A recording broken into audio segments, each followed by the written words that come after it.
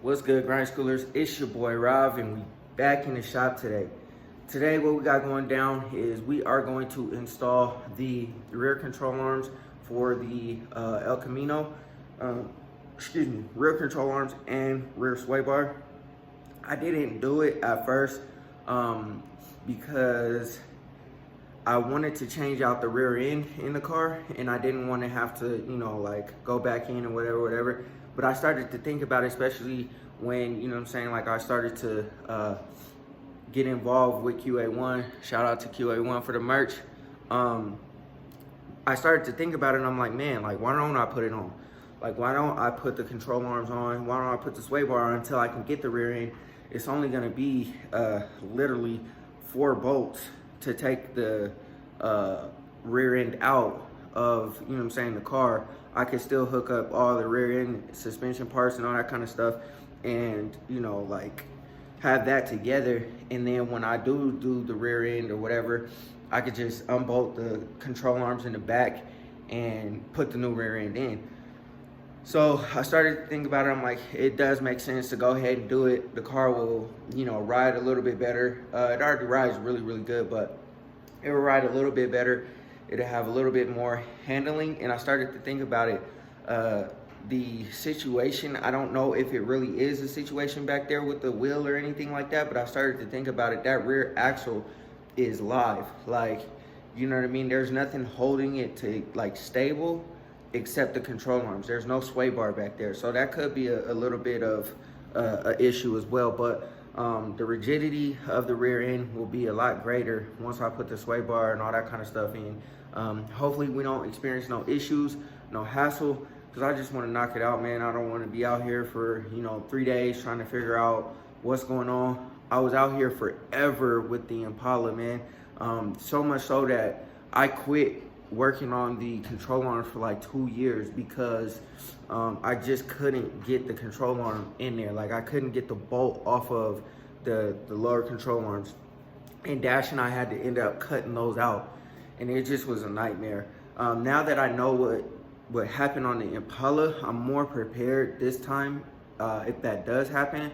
But man, I pray to God that it doesn't happen, because it like I said, man, it took us forever to sit here and just grind and cut, and it just wasn't fun, to say the least. And like I said, I don't want to be out here all day or nothing like that. And this is like literally the last thing that I have to do before I could just hop in the Elko and go. Like, I'm really trying to drive my car, man. Weather warming up, everything is solid. So let me go ahead and get this wheel off, put the car up in the air, get the wheel off on the driver's side, and I'm gonna inspect to see what's going on in there, because there is some type of grinding sound. I know for a fact that it's coming from the brakes, because when the car got stuck in the driveway and I was like rolling it, you could hear inside the drum some grinding. So I'm gonna inspect, see what's going on in there. Hopefully it doesn't need new brakes, but if it does, whatever, because drum brakes suck, but it is what it is, man. But anyways, man, before you jump into the video, go ahead and hit that like button, hit that subscribe button, and hit that bell notification so you get a notification every single time I drop another video. And yeah, let's get into it. All right, y'all. So I have absolutely no idea why I just didn't do this in the first place. Because this back control arm, the bottom one, I had to take the bolt out anyway, if y'all can see, because the bracket for the coilover goes through the bottom of the control arm. So yeah, I don't know why I didn't do that in the first place. I should have did that a long time ago. But it looks like that won't be a hassle, luckily. So all we gotta do is pull out the first one, the one in the front, that goes through the frame here. Let me show you guys. Hold on. Where's it at? The one that goes through the bottom of the frame, right there. My exhaust is in the way, but if you can see, we gotta go through the frame right here, or on the other side, obviously. But put a wrench on the other side through that hole right there, or right there, and that control arm should come right up out of there, man. And then we just gotta work the other ones in there. So let me go ahead and do that. And man, this thing needs some cleaning up under here, y'all. Look at all that dirt. It's pretty good though. I mean, it's solid still, but it just need to be clean. I need to get up under here, wire wheel, do all that kind of stuff. Move this exhaust back. Maybe I'll have Dash move this back for me if he can, so that these sit up here in the back, like tucked up under here. And yeah, I mean, we'll figure out what else we got to do next. But let me go ahead and lay some stuff down, and then I'm gonna get this bolt out, and then I'm gonna try to replace this one first, and then see what we got to do for the next ones. And hopefully this is not as bad as it was on the Impala, because boy oh boy. But yeah, let me go ahead and get this all squared away, man. And then also too, this might actually be my issue here, man. This might need to be adjusted. It might be the reason why I keep hearing that squealing or whatever. So I might need to adjust this, tighten it up, make it a little bit better up under here. But let me go ahead and get to work under here, man. And then afterwards, I'll cut y'all on once I make a little bit of progress, or once I get this control arm out. So let me get this first one out. Like I said, it's just a bolt through the frame, a bolt back there. I should have changed it while I had the chance, or while I was doing the suspension the first time, but you know, shit happens. All right, y'all, I'm gonna go ahead and grease these things while they're off the car, because it's a lot easier to do before I install them.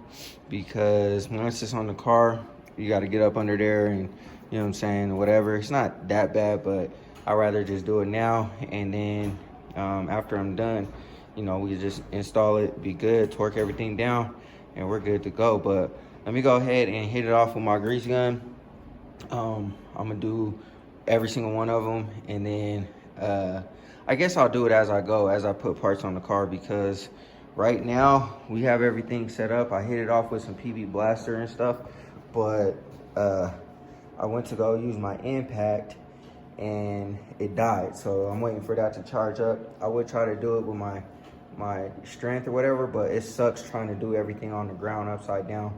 It's really difficult. So I'm gonna see if the impact works. Hopefully it does, and then we'll get to installing these things.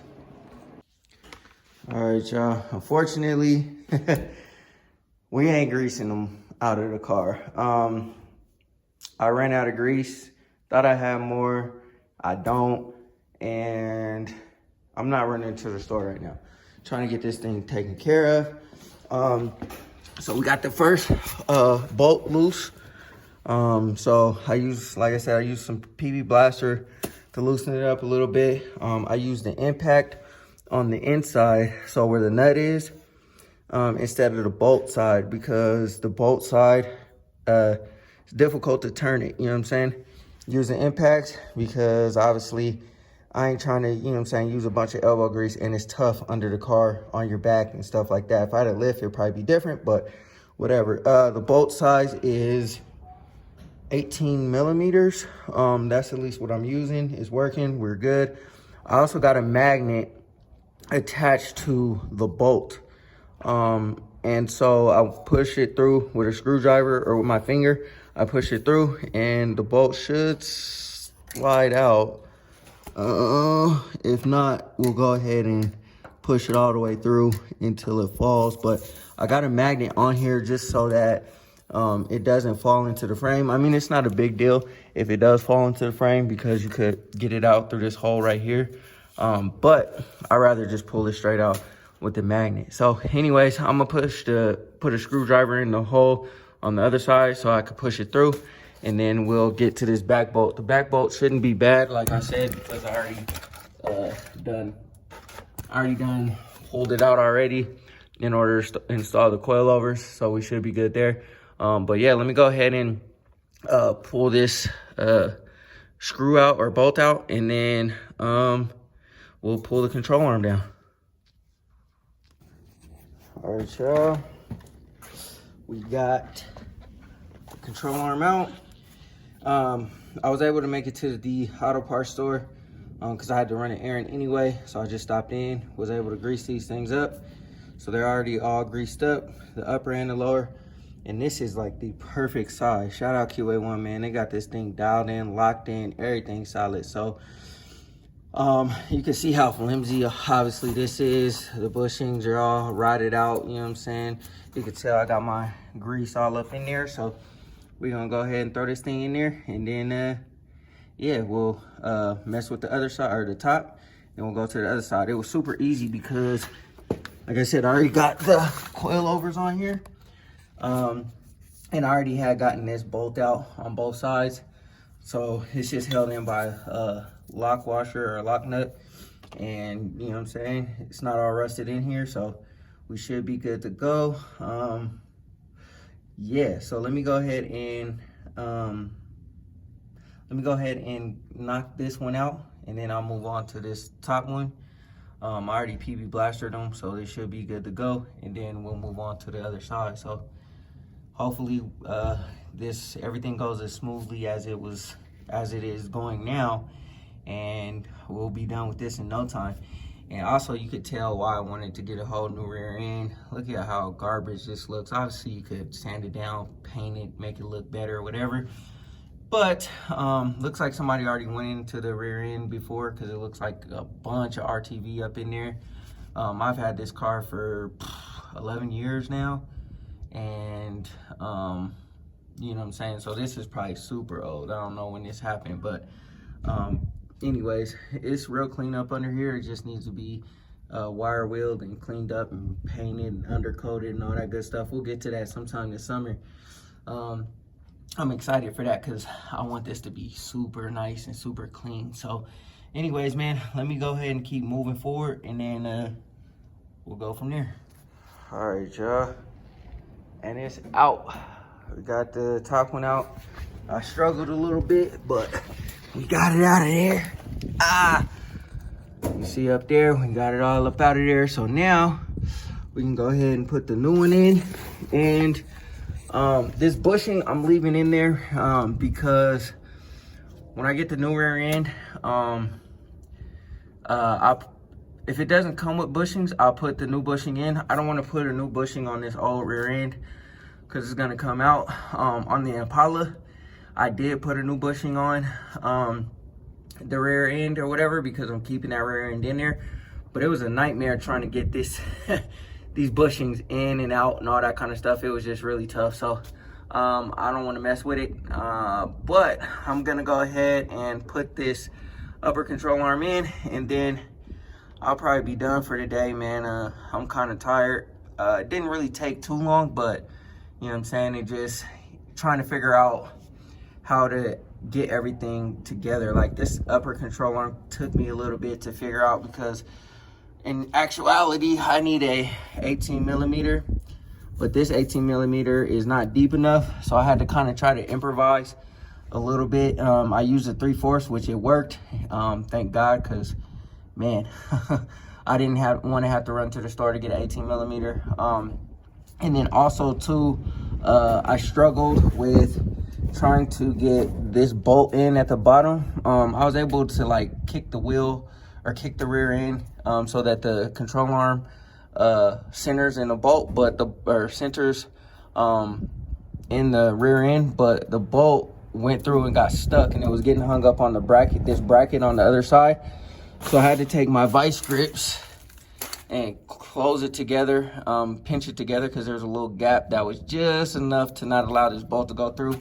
So that took a while to figure out, but once I hit it with the vice grips, I was able to get the bolt through, and so now we're all good to go. But anyways, man, I'm gonna go ahead and throw this upper control arm in, and oh, before we do that, I have to make sure that it is the right length. So pretty much make sure that the holes line up, and it's just a little bit tad too short. So I'll probably twist it just one little turn, one little notch, and it should line up perfectly. And then I'll go ahead and put this in so that, you know what I'm saying, my pinion angle doesn't change. Everything stays the same. Everything's good. And yeah, man, I guess these will be for sale. I mean, I don't really know what I'm gonna get out of them, but Dash told me to go ahead and keep them because somebody could use them probably. So I'll keep them around for a little bit. I'll throw them up for sale, see if anybody wants them, and if not, then I'll go ahead and toss them. But yeah, anyways, let me go ahead and put this control arm in, man, and wrap up for today. All right, y'all, we doing pretty solid here. We got both upper control arms in, lower control arm, frame brace.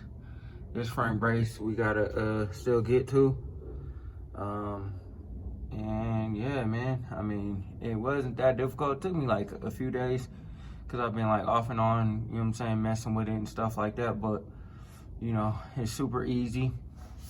After this car show that I take it to, I'm gonna go ahead and wire wheel the frame, the underbody and everything. I'm gonna replace this gas tank, and then I'll do the fuel lines. And then I definitely probably am gonna upgrade the fuel pump as well.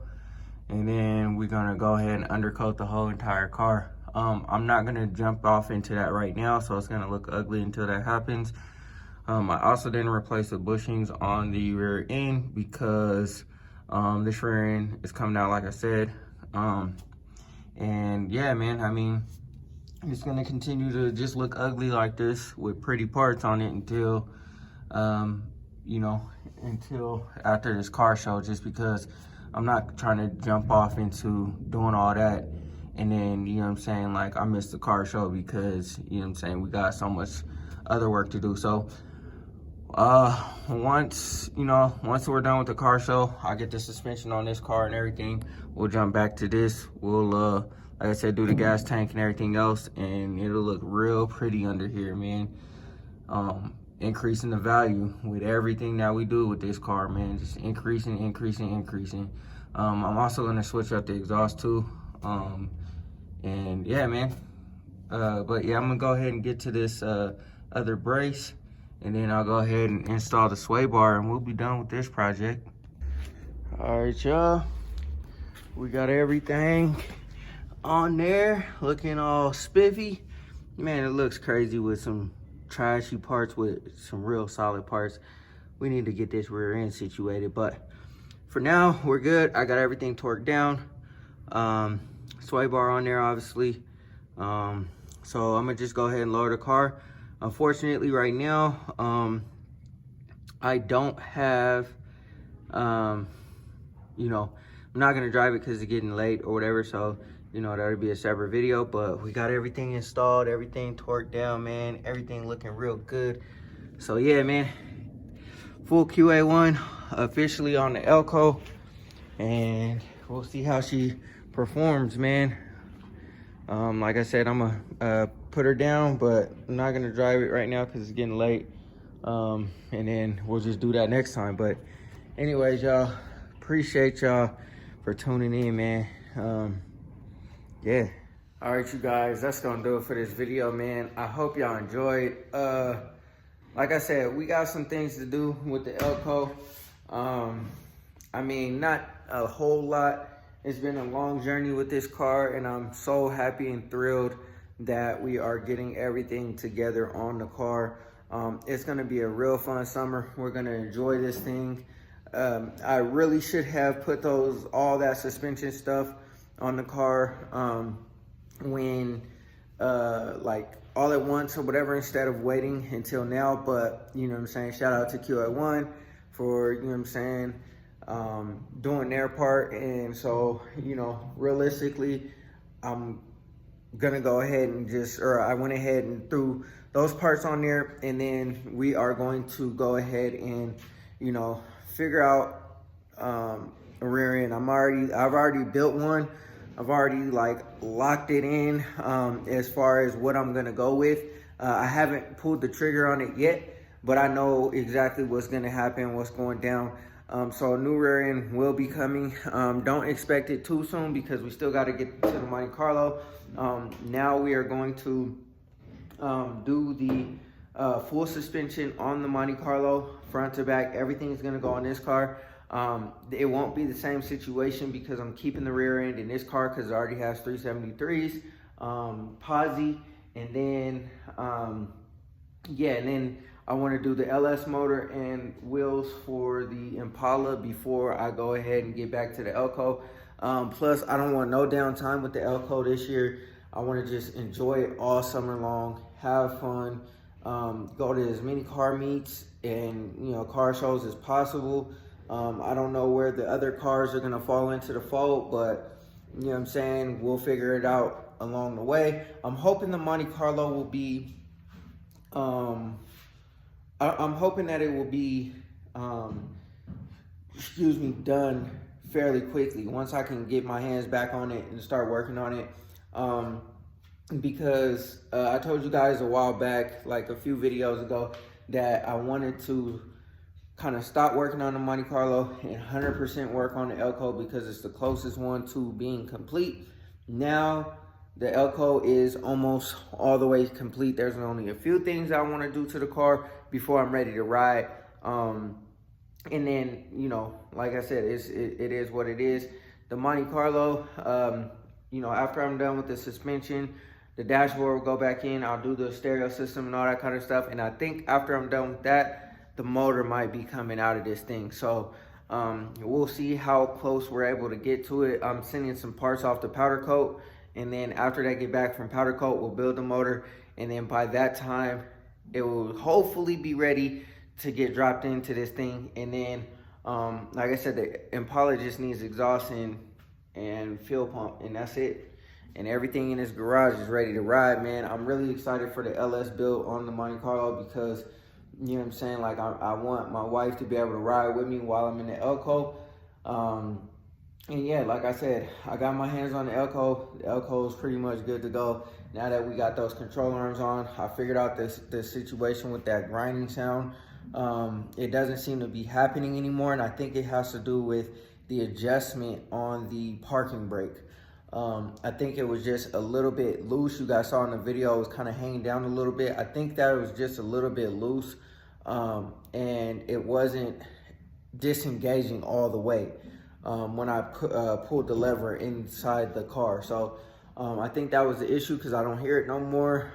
And then other than that, man, I mean, the car is pretty much good besides music. So I'm gonna go ahead and get to that, and then, you know, we'll see what happens. But big shout out to QA1 once again, man, for, you know what I'm saying, sponsoring your boy and getting your boy some parts for these old cars because, you know what I'm saying, they need them, you know what I'm saying, they need them, and, you know, they're ready to ride on something real good. Also too, next video, I'll go ahead and probably go and drive the car, see how it feels, vet it out, and, you know what I'm saying, we'll keep on working, man. But anyways, man, I appreciate y'all for tuning in. Go ahead, hit that like button, hit that subscribe button, hit that bell notification so you get a notification every single time I drop another video. Always remember, work hard so you can live free.